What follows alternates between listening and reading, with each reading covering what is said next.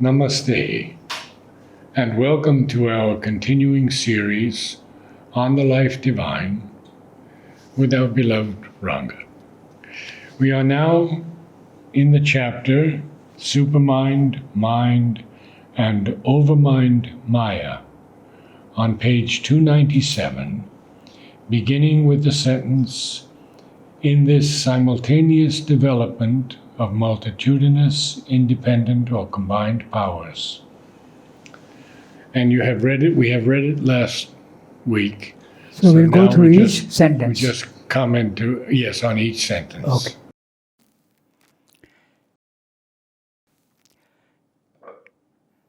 The chapter is Supermind, Mind and the Overmind Maya. So, he has described in the previous paragraph, he has described what the overmind consciousness is and how it contrasts with the normal human mind. Okay, the normal human mind sees multiplicity. It is not synthetic. Its view is analytical. It breaks up parts to understand the whole. It's an artificial way of understanding because it cannot see the whole at the same time. But in the overmind consciousness, it sees the whole as well as the parts together. So that's a simultaneous development. That's what he's talking about. So, I read the first sentence. In this simultaneous development of multitudinous, independent and combined powers or potentials, there is as yet no chaos, no conflict, no fall from truth or knowledge. So, what he's saying is, at the overmind level, although the multiplicity is there is no clash, there is no disharmony. They are all complementary aspects of each other. It's like a group of people who all have different opinions, but they're not fighting. They're very friendly with each other and they're saying, I understand what you're saying, but my view is this. So when one says that there is still duality in the overmind, is that correct? Pardon? There is still duality in the overmind. Yes, because overmind is the plane where multiplicity starts, not only duality, but multiplicity. That is the one that starts making the many. And that is why Sri Aurobindo calls it a plane of ignorance. It is still ignorance. Ignorance at a very low level, but still it is ignorance. Yes, absolutely. And that is the reason why in the overmind you have these 100,000 million gods. So there you are, the multiplicity is there. And the gods are personal representatives of every possibility in the physical world. Okay, so very clearly, not only duality, but the multiplicity. And each one is given the right to express itself fully at the lowest level where they come into conflict with other opinions and other truths. So that which is at the highest level, they are different, but they are quite harmonious with each other. So truth and falsehood. Yes, truth and falsehood, generosity and miserliness, okay, light and shade, okay. So all the different philosophies, personality and impersonality, the one and the many, saguna, nirguna, all the principles are there together, but perfectly in harmony with each other. You may wonder how opposite opinions can be harmonious. Go back to the image of the orchestra. So there is perfect harmony, although 100 instruments are all playing the different notes and different scales and different sounds. But there is no disharmony at all, a perfect harmony. That's the overmind. And when it starts, and in the overmind, each one is told, you have the full right to develop yourself. You are a seed form, develop yourself fully and make it a practical truth in the physical world. And therefore in the physical world, dualities come into clash. Clear? Clear. So, this is what he's saying. In this simultaneous development of multitudinous independent or combined powers or potentials, there is as yet. Why? Because as soon as it comes down from the overmind level, the chaos starts. the disharmony starts. Okay? No chaos, no conflict, no fall from truth or knowledge. The overmind is a creator of truths, not of illusions or falsehoods. So then the question arises, which is the plane which creates illusions? The higher mind or higher mind, illumined mind. In those planes of consciousness, you see the world as illusion. But when you go to the overmind level, you see that the illusions are not there. But still there is a difference between spirit and matter. There is a dichotomy. The dichotomy is not solved. They are harmonious with each other, but they are different. So, would this not say that Buddha, Shankara, did not reach the overmind because they considered everything illusion? They may have reached the overmind in glimpses. And Shankara, definitely he could have reached the overmind because he does speak of spirit and matter being both real. See, there is a threefold gradation as I told you. Buddha rejects the physical, not Buddha, Buddhism. Buddhism, yes. Not Buddha. Buddha refused to discuss philosophy. He said, you will get confused. Don't. Because these are all truths beyond the mind. So, don't discuss non-mental philosophies with mind. You will be confused. So, he refused to speak philosophy. Only practical truths. So, Buddhism says the world is illusion and false. Shankara says the world is not illusion and not false. But yet, there is a distinction between spirit and matter.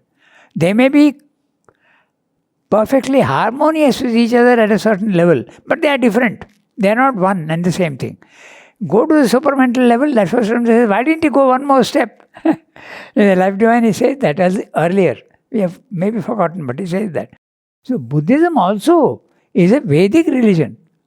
He refuses to consider it a non-Vedic religion, whereas it is classed as a non-Vedic religion. Okay, so these are the three steps. So I go to the next sentence. The overmind is a creator of truths, not of illusions or falsehoods. What is worked out in any given overmental energism or movement is a truth of the aspect, power, idea, force, delight, which is liberated into independent action, the truth of the consequences of its reality in that independence.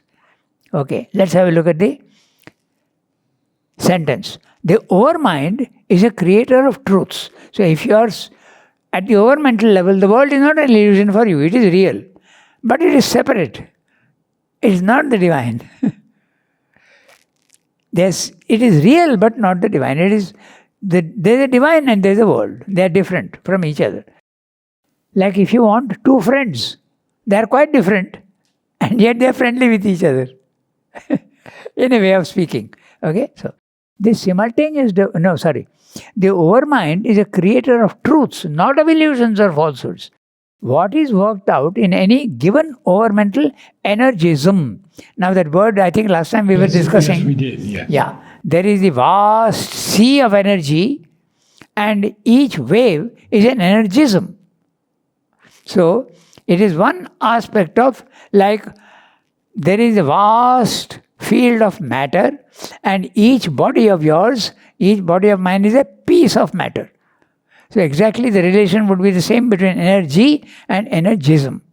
So this vast energy is there, it creates energisms. It goes into this and creates this. It goes into that and creates that. It goes into this and different forms of energy. We have discussed that earlier. Yes. There is nuclear energy, there is muscular energy, there is chemical energy, there is mechanical energy, there is thermal energy, all different types. So these are the energisms. Okay? So he's saying, the overmind is a creator of truths, not of illusions or falsehoods. What is worked out in any given overmental energism, let us take any one idea, okay?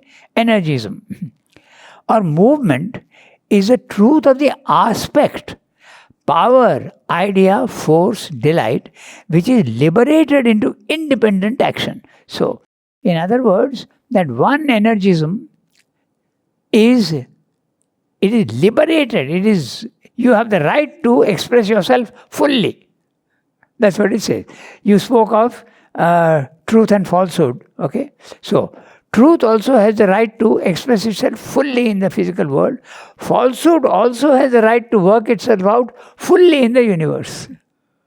To work itself out. Pardon? You say to work itself out. Yes. You are in seed form, work out. Go into every aspect of your principle. That's what it says. Okay? So, and what is that principle? It could be an aspect, it could be power, it could be idea, it could be force, it could be ananda. Even ananda has got many forms of ananda. There is vital ananda, there is mental ananda, there is physical ananda. There are different types of anandas also. Okay? So, liberated into independent action. Note the word independent. Truth and falsehood become independent of each other and work themselves out fully. Okay? So, the truth of the consequence of its reality in that independence. The truth of the consequence of that reality in that the independence is in the physical world, that independence is worked out fully in the physical world. There is no exclusiveness asserting each as the sole truth of being or the others as inferior truths. He is talking of the overmind. In the overmind, they are allowed to do that, but there is yet no chaos in the overmind. There is no exclusiveness. Okay? Asserting each as the sole truth of being or the others as inferior truths. Each God knows all the gods and their place in existence. Each idea admits all other ideas and their right to be. We'll discuss this in detail. Each force concedes a place to all other forces and their truths and consequences. No delight of separate fulfilled existence or separate experience denies or condemns the delight of other existence or other experience. He has gone into great detail, but every time the differences are there. I accept your difference and yet we are different. You can have your opinion, I can have, I'm speaking of opinion, but there it is. Truth is telling the seed of falsehood, you have the right to express yourself as you want. But it is harmonious. Yeah, it is harmonious, that's why. And why is it harmonious? Because it is the one thing which is going to express itself in different ways. It's the same thing. Light and darkness are not different. Darkness is light which has reduced itself. Say, let's take a 1000-watt bulb. When it becomes a 500-watt bulb, it is still light. It is lesser, but it is light. When it becomes a 100-watt bulb, it is still light. When it becomes a 50-watt bulb, it is still light. When it becomes a 0-watt bulb, it is still light. And when it becomes minus, that means even that 0-watt is gone. Night lamp is not there. Darkness also is a form of light. It's the absence of light. So that is why they are perfectly harmonious with each other. Overmind consciousness sees this. At the lower level, we say, no. Darkness and light are opposites. But it is not so at the overmind level. We are talking of overmind, but when you go to the supermind, they really become one. They are not two. But in the overmind, they are two. As you said, duality, but as you said, multiplicity. And each one is harmonious with each other. Okay? So each one does not deny or condemns the delight of other existence or other experience. That is the reason why when Sri Aurobindo had the overmind realization in November 24th, 1926, he said that all religions are aspects of truth. All philosophies are aspects of truth. Each one has got a truth of its own. It's not wrong, but it is one-sided. It is working itself too exclusively in the physical world. Okay? So now he says, the overmind is a principle of cosmic truth, and a vast and endless Catholicity is its very spirit. The Catholicity word is wide-mindedness, inclusiveness, no differences. Okay? So, nothing to do with the religion. Its energy is an all dynamism as well as a principle of separate dynamisms. There you are. So, all dynamism, energy.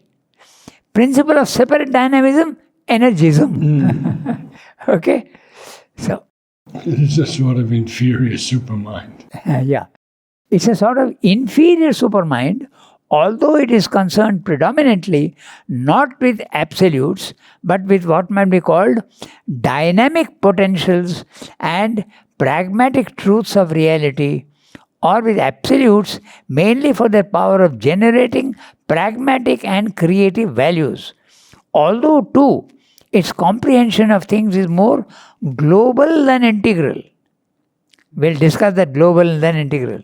Since its totality is built up of global wholes or constituted by separate independent realities, uniting and coalescing together, and although the essential unity is grasped by it and felt to be the basic of things, not basis, he's saying basic of things, and pervasive in their manifestation, but no longer as in the supermind, their intimate and ever-present secret, their dominating continent, the overt constant builder of the harmonic whole of their activity and nature. Huge sentence. We'll have to break it up into phrases. So, we were there at the overmind is a principle of cosmic truth. Okay? Cosmic truth. It is still cosmic. At the supramental level, it is transcendent as well as cosmic as well as individual in the supermind. But here it is a principle of cosmic truth. And a vast and endless Catholicity is its very spirit. Its energy is an all dynamism as well as a principle of separate dynamisms. So what does that imply? It means that the one allows all the other forms to exist, and all the other forms are the multiplicity. Okay, the many. Supermind is the one, the overmind is the beginning of the many. Okay? Yeah, so that's what he's saying. Is an energy, is an all dynamism as well as a principle of separate dynamisms. It's a sort of inferior supermind. Inferior supermind. It has got the quality of harmony, but it's also got it has lost the idea of total oneness. It has lost that idea, but it still retains the idea of harmony. As it keeps coming down into the intuitive mind, element mind, that harmony also slowly gets lost until finally at our level, completely gone.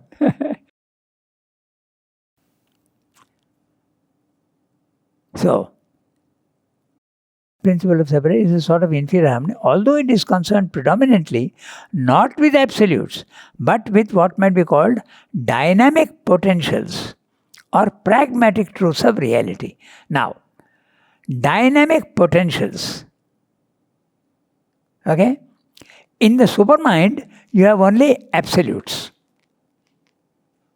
No trace of, you see the possibilities, but basically it's a consciousness of oneness.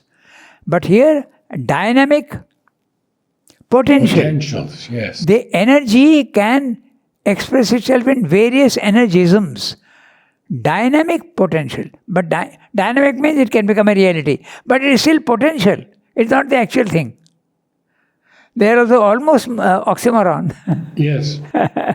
Okay. So it is dynamic, yet it's potential.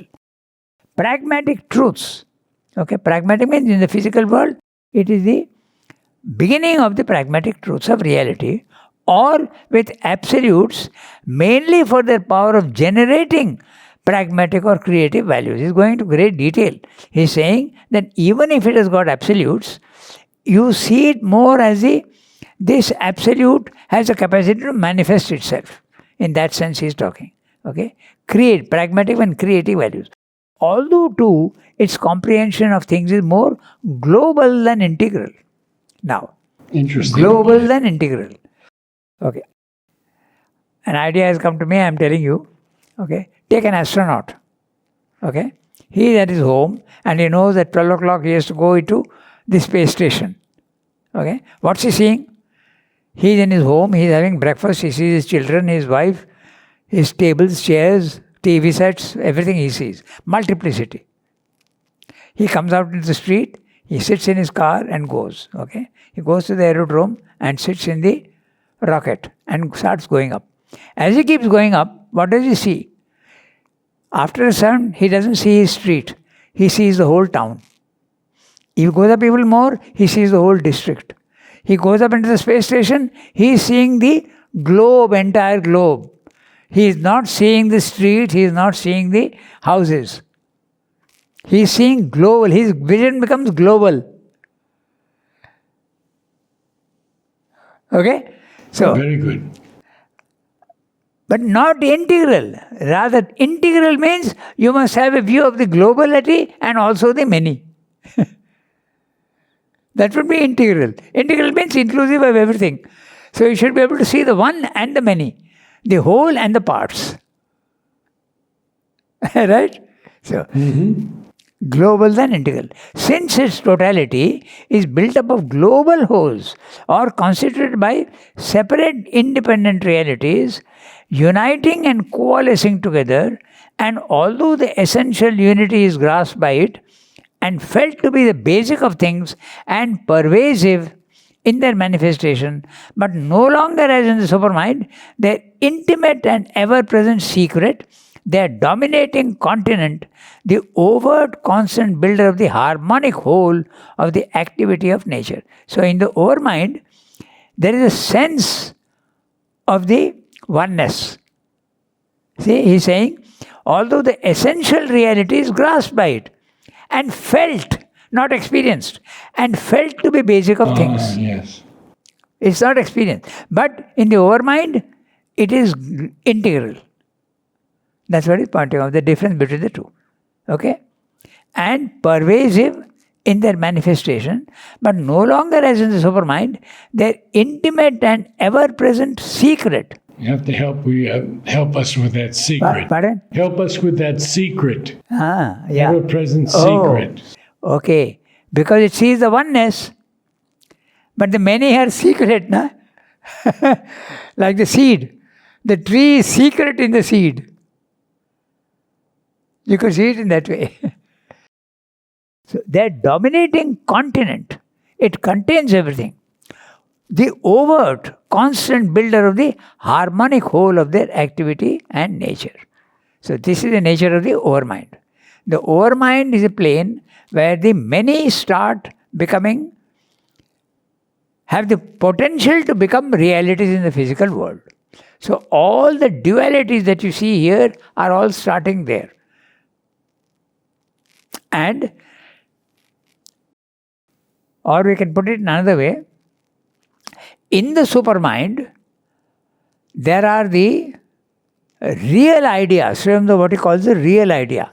The real idea is, if you want to compare it in the physical world, it's the blueprint, the plan with which you are going to start building a house. Okay? So it is not yet the house, but it's a plan. That's a real idea. Then, when it comes down into the overmind, it becomes potential. So long as it's only a blueprint, it doesn't have the potential. But now you start gathering materials and power and everything, it becomes now much more possible to become a reality. So supermind has to manifest through the overmind? Yes. It has to do that. And the Satchidananda has to manifest through the supermind. Right. That is the reason why it is said that the divine never acts directly in the physical world. He acts through his deputy. Okay, it's like the Prakriti. It is nature which is acting in the physical world, not God. Consciousness is not acting in the physical world. Consciousness asks its force, act in the physical world with my permission. What about Mother? What about Mother? What about? acting in the world. The Divine Mother. Oh, Divine Mother. The Divine Mother only becomes the inconscient mother here. The Apara Prakriti. The Divine Mother is divine only at the highest level. But Our mother, yes. mother is a manifestation of the Supreme in the physical world. She is a manifestation. She is hardly unconscious. Exactly. She is the representative of, she has a body, she has a vital, she has a mind. So she is Prakriti, but with the Para Prakriti, the higher Prakriti manifested in her. Okay? This is what he's saying. So, this is the nature of the overmind as distinguished from the supermind and the lower planes. If we would understand the difference of this global overmind consciousness from our separative and only imperfectly synthetic mental consciousness, we may come near to it if we compare the strictly mental with what would be an over-mental view of activities in our material universe. To the overmind, for example, all religions would be true as developments of one eternal religion. All philosophies would be valid, each in its own field, as a statement of its own universe view, from its own angle. All political theories with their practice would be the legitimate working out of an idea force with its right to application and practical development in the play of the energies of nature. This is exactly what he said earlier, and I was giving examples. He says when you go to the overmind level, you see that all religions have a truth. And they are perfectly harmonious, consistent with each other. They may be different, but they are consistent with each other. The differences arise when they manifest in the physical world. Okay? So, then he is talking also of philosophies. Philosophies in the West, but in India we have basically three philosophies. The Advaitha Philosophy, which says that the ultimate reality is one. Then there is the another philosophy which says the ultimate reality is two. Consciousness and force. They are separate. They act together but they are separate. Or you can also see in this way that the human soul can have a relation with the divine soul, but it is different. Which is also the Christian view. Okay? So, this is the opposite view. But there is a view which combines these two, and that is that Vishishta Advaita, special Advaita. Special Advaita means that also is true, this also is true. This was enunciated by Ramanujam, 500 AD, about 400, 500 AD. His body is still preserved under layers and layers of chunam in the city of Srirangam on this side coast of the Kaveri river. On the other side is Trichy, Tiruchirappalli, and this side is Srirangam. You can still go there, and it's a very well frequented temple. So Ramanujan's body is supposed to be still preserved under that layers and layers of chunam. In India, chunam is it's a preservative. The lime. So they use that they have covered his body. Okay, so that's what Swami is saying. All philosophy is valid in its own field as a statement of its universal view from its own angle. All political theories with their practice would be the legitimate working out of an idea force with its right to application and practical development. There you are, again he's stressing the same thing. Each principle has the full right to express itself and develop itself fully. That's why religion breaks up into so many religions. Philosophies break up into so many philosophies. He is talking of even political theories. Okay? So, you have, of course, nowadays democracy is being bandied about as the best form, but it's got plenty of all its own defects. But there is democracy, there is monarchy, there is dictatorship, there is oligarchy, there is aristocracy, there is plutocracy. There are so many different types of governance. All are different from each other, but if you see from the overmind level, you say that, oh, yes, it is understandable. They are quite harmonious with each other. Okay, so political theories with their practice would be a legitimate working out of the idea force with its right to application and practical development. Each one has got the right to become a reality in the physical world, in the play of the energies of nature. Now, that's overmind consciousness. Now, what happens in our consciousness? Separative consciousness. When he's talking of separative consciousness, he's talking of the human mind with its limitations, and it sees multiplicity. Not the human mind, not the human consciousness which sees oneness at the higher mind level. We are seeing multiplicity. We are seeing the many and thinking that they are true. Okay? So, where's it gone? In our separative consciousness, imperfectly visited by glimpses of Catholicity and universality, these things exist as opposites. So, although our human mind, if it strains a little bit, it can say, yes, I understand the truth of that. I understand the truth of, but it's not a real experience. It's only a mental development. Okay? Or sometimes he says that it can be visited by glimpses of Catholicity and universality. That means you can have an experience. Even in the mind, sometimes you get an illumination. Oh, there's no basic difference. Okay? So, that's what he's saying. These things exist as opposites in the physical world. Each claims to be the truth and taxes the others with error and falsehood. Each feels impelled to refute or destroy the others in order that itself alone may be the truth and live. Now, you can see the truth of what he's saying here. Destroy the other. The clash between Christianity and Islam in Europe. In France, they go to the extent of actually beheading the fellow who... 2 incidents of beheading in France.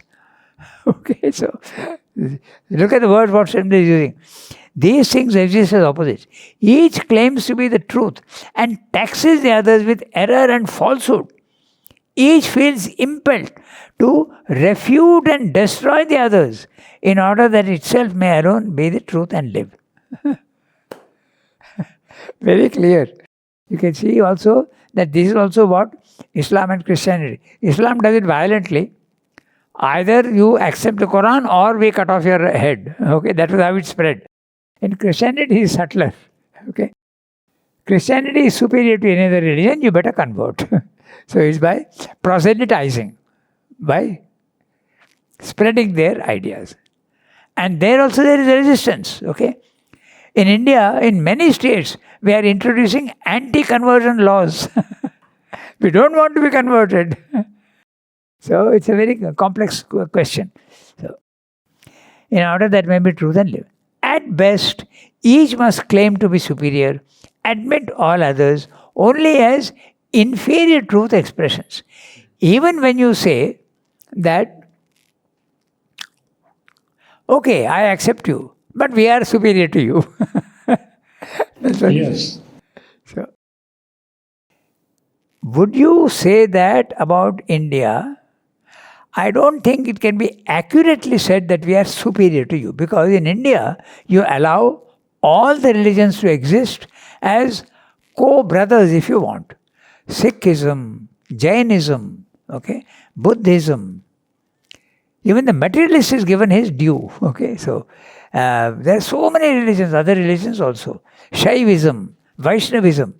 But there is no basic clash until the British came and divided the nation into Muslim and Hindu. There is a quite harmonious, you are allowed each path to the divine. The paths to the divine are not 1 or 2. They are infinite. So you can approach from any point of view. I may have a difference of opinion, but you are free to do your own religion. But here, Swami is also introducing, sometimes they would feel, for instance in Shaivism and Vaishnavism, each one feels that they are superior to the other. Jnana Yoga feels that it is superior to Karma Yoga. There is a sense of feeling. So that exists. But it is largely absent. Okay? It would drift to exclusive harmony. It would allow all to live as necessary to the whole, or put itself in its place in the whole, or assign to it its field of realization or endeavor. This is because in us, consciousness has come down completely into the divisions of the ignorance. This is the truth which is there as white light. It comes to the overmind and the supermind level of consciousness, and like a prism breaks up into so many colors. And each color becomes a dominant trait in the physical world. Okay? So, this is because in us, consciousness has come down completely into the divisions of the ignorance. Divisions of the ignorance, seeing the many. You can put it that way. So long as you see the many and not the unity, you are in ignorance. That's a definition of ignorance. Okay? You are not seeing the unity. But a rigid affirmation, holding any other affirmation to be false, because different from itself and entrenched in other limits. Our mental consciousness can indeed arrive in its cognition at a considerable approach towards a total comprehensiveness and Catholicity, but to organize that in action and life seems to be beyond its power. Very clear sentence. Yes. We should all be harmonious with each other, but can we achieve that No, we can't. We don't have the power to do that. But the overmind has the power to do that. Okay, so.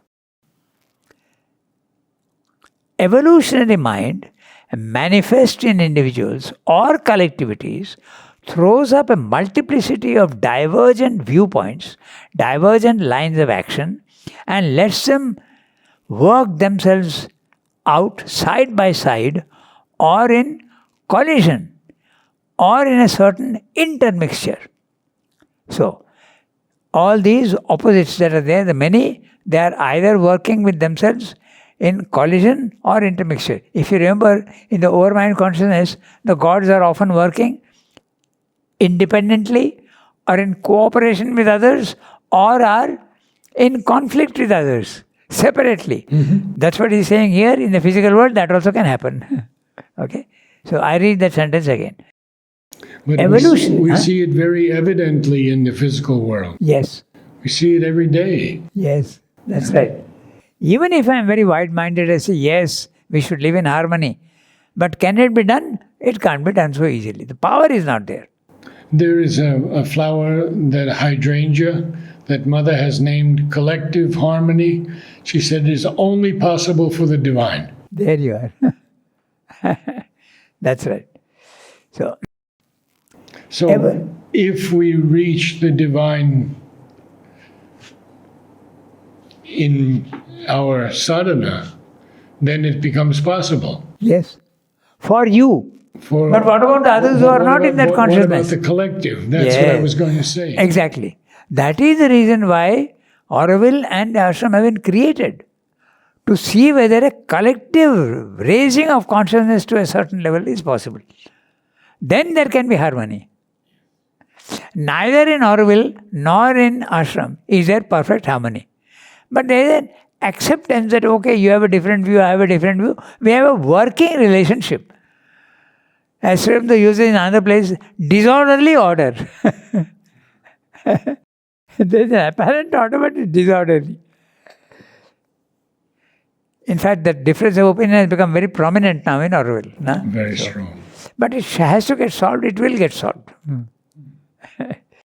Okay, so evolutionary mind, manifest in individuals or collectivities, throws up a multiplicity of divergent viewpoints, divergent lines of action, and lets them work themselves out side by side. Okay?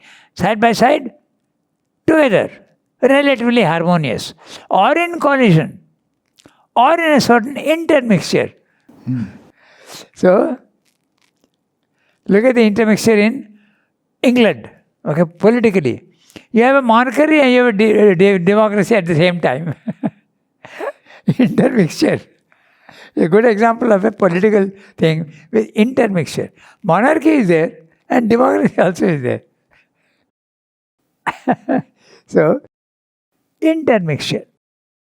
In fact, that's what happens. We can also say that the Vishishta Advaita is an intermixture of Advaita and Bheda Bheda, Dvaita. It's in between, it combines the two, intermixture. This also is true, that also is true. Partly. Okay? So, but it cannot arrive at the harmonic control of a true totality. Conscious mind must have, even in the evolutionary ignorance, like all totalities, such a harmony, if only of arranged accords and discords. Okay? So, arranged, that means you agree to have a certain harmony, but it's not the spiritual harmony. It's an arranged harmony. In fact, this is what Swamdar says about the French Revolution. Égalité, fraternité, liberté. Fraternité cannot be achieved at the physical level unless you go to a spiritual level. There, fraternity is possible, but not otherwise. That's what he's saying, the same thing here in different words. Okay? But he says it's related to cosmic mind. Yeah. Must even have in this ignorance. Cosmic mind must have, even in its evolutionary ignorance, like all totalities, such a harmony. It should have. If only of arranged accords and discords. There is too in it an underlying dynamism of oneness. So, that oneness is there even in the physical world. But we don't see it. It is there. A good example is your body, my body, everybody's body is matter. The oneness is there, but we don't see it that way. Okay?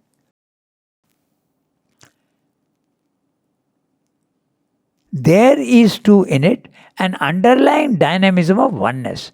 But it carries the completeness of these things in its depths, perhaps in a supermind-overmind substratum, but does not impart it to individual mind in the evolution, does not bring it or has not yet brought it from the depths to the surface. Now look at the last one. Or has not yet brought it from the depths to the surface. It's possible to do that. And Mother has planted the first seed of the harmony. Okay, it has not yet been done. He wrote this 100 years ago. Does not bring it or has not yet brought it from the depths to the surface. An overmind world would be a world of harmony. The world of ignorance in which we live is a world of disharmony and struggle. Very clear distinction between the overmind and the normal mind. And still, we can recognize at once in the overmind the original cosmic Maya. Not a Maya of ignorance, but a Maya of knowledge. Yet a power which has made the ignorance possible, even inevitable. We'll discuss that. For if each principle loosed into action must follow its independent line and carry out its complete consequences, the principle of separation must be allowed its complete course and arrive at its absolute consequence. This is the inevitable descent. Facilis descensus, or whatever it is. It's I suppose, a Latin phrase. Easy descent, you can say in that way. Once the descent has been made, it becomes very easy to fall to the lowest level. It's like a very fast flowing river, very fast. If you put your one leg in it, you're likely to get pushed away. So that's what he's saying. Facilis descensus, okay? Easy to fall. Which consciousness, once it admits the separative principle, follows till it enters by obscuring infinitesimal fragmentation tuchchena into the material inconscience, the inconscient ocean of the Rig Veda. And if the one is born from that by its own greatness, it is still at first concealed by a fragmentary, separative existence and consciousness which is ours, and in which we have to piece things together to arrive at a whole. In that slow and difficult emergence, a certain semblance of truth is given to the dictum of Heraclitus that war is the father of all things. For each idea, force, separate consciousness, living being, by the very necessity of its ignorance, enters into collision with others and tries to live and grow and fulfill itself by independent self-assertion, not by harmony with the rest of existence. Yet, there is still the unknown underlying oneness which compels us to strive slowly towards some form of harmony, of interdependence, of concording, of discords, of a difficult unity.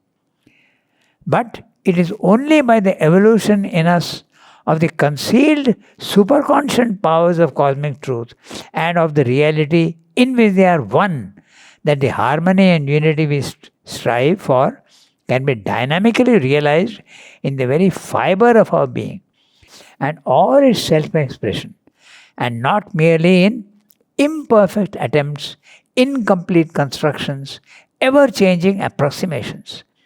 The higher ranges of spiritual mind have to open upon our being and consciousness, and also that which is beyond even the spiritual mind.